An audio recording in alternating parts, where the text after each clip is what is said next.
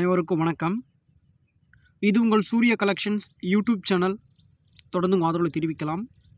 மேலும் இன்றொரு புதிய தலைப்பு, 8 தொகை நூல்களிலிருந்து முதல் நூலாக நற்றிணை. இதை பற்றி ஒரு சில வினாக்களுடன் விரிவாக பார்க்கலாம். வாங்க வீடியோக்குள்ளே போகலாம். கவனிங்க. ஃபஸ்ட்டு பார்த்தீங்கன்னாக்கா நற்றிணை நூலுடைய விரிவாக்கத்தையும் அதில் உள்ளடக்கப்பட்ட சில விவரங்களையும் பற்றியும் தகவல்களையும் பற்றியும் தெரிஞ்சு கொள்ளலாம். முதலாவதாக நற்றிணையை இயற்றிய புலவர்கள், அதாவது எத்தனை புலவர்கள் இத்தகைய பாடலை பாடியுள்ளனர் பார்த்தீங்கன்னாக்கா 175 புலவர்களால் பாடப்பட்டது நற்றிணை. இந்த நூலினுடைய அடி எல்லை பார்த்தீங்கன்னாக்கா ஏறக்குறைய 9 அடி முதல் 12 அடி வரை உள்ளடக்கியது. அடுத்ததாக கடவுள் வாழ்த்து திருமால் பாடிய பெருந்தேவனார்.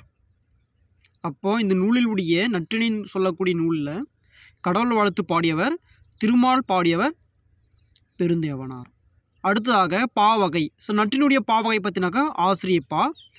எத்தனை பாடல்கள் உள்ளதுனாக்கா ஏறக்குறைய 400 பாடல்கள் ப்ளஸ் 1 சொல்லப்படுகிறது. 400 பாடலாக குறிப்பிடத்தக்கது. நற்றிணை நூலை தொகுத்தவர் அறியப்படவில்லை. அதடுத்து பாருங்கள், தொகுப்பித்தவர் அப்படின்னு கேட்பாங்க. பன்னாடு தந்த பாண்டியன் மாறன் பெருவழுதி, இவர் தான் நற்றிணை நூலை தொகுப்பித்தவர்.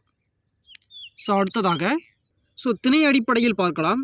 நற்றிணை நூலானது நமக்கு தெரியும், ஐவகை திணை இருக்குது. என்னென்ன திணையை பார்க்கணாக்கா குறிஞ்சி, முல்லை, மருதம், நெய்தல், பாலைன்னு சொல்லுவாங்க இல்லைங்களா.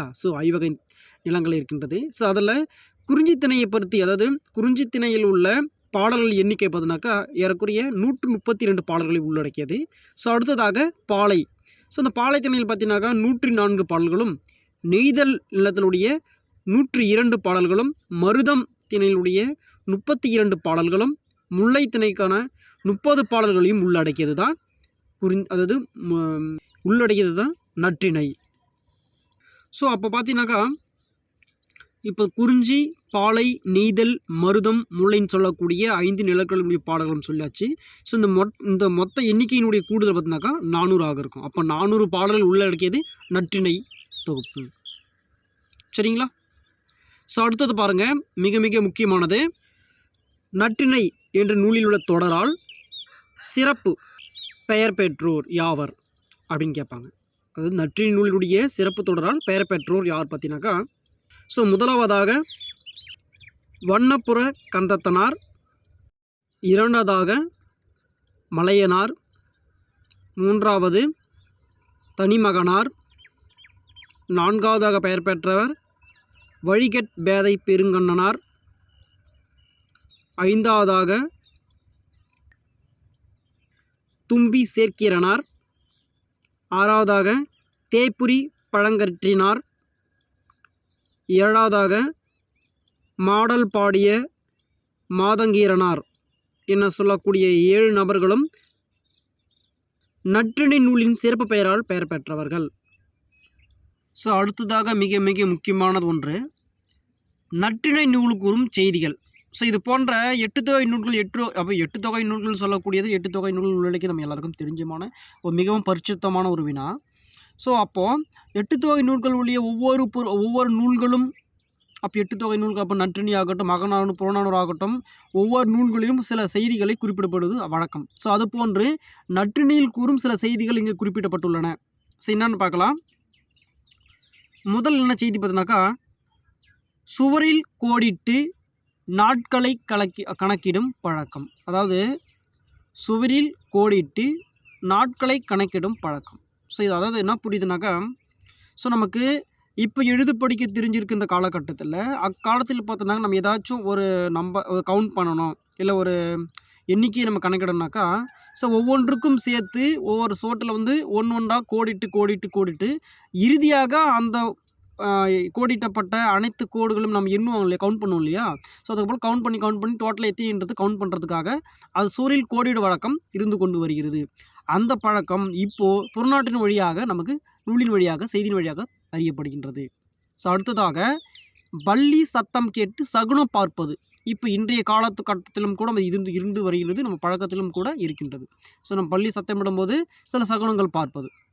அடுத்தது பாருங்கள், 3வதாக மகளிர் காற்பந்து விளையாடும் கூறுகிறது.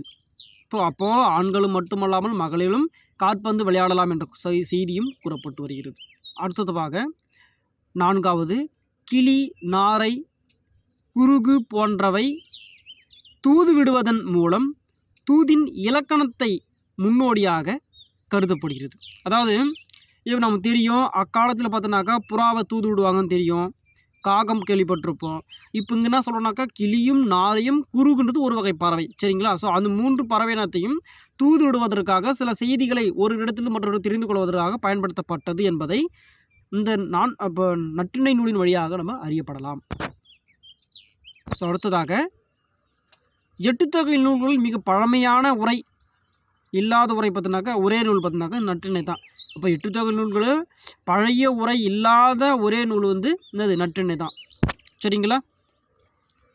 ஸோ இந்த நூலுடைய பதிப்பு பார்த்தீங்கன்னாக்கா முதற் பதிப்பு பின்னத்தூர் நாராயணசாமின்னு சொல்லக்கூடியவர் ஏறக்குறைய 1415 இதற்கான உரை முதல் பதிப்பு எழுதியுள்ளார், முதலாக, சரிங்களா? இந்த வீடியோ பார்த்தமைக்கு நன்றி. மீண்டும் நாளை புதிய வீடியோ சந்திக்கலாம். அதுவரை உங்களது விடைபெறுவது சூர்யா கலெக்ஷன்ஸ்.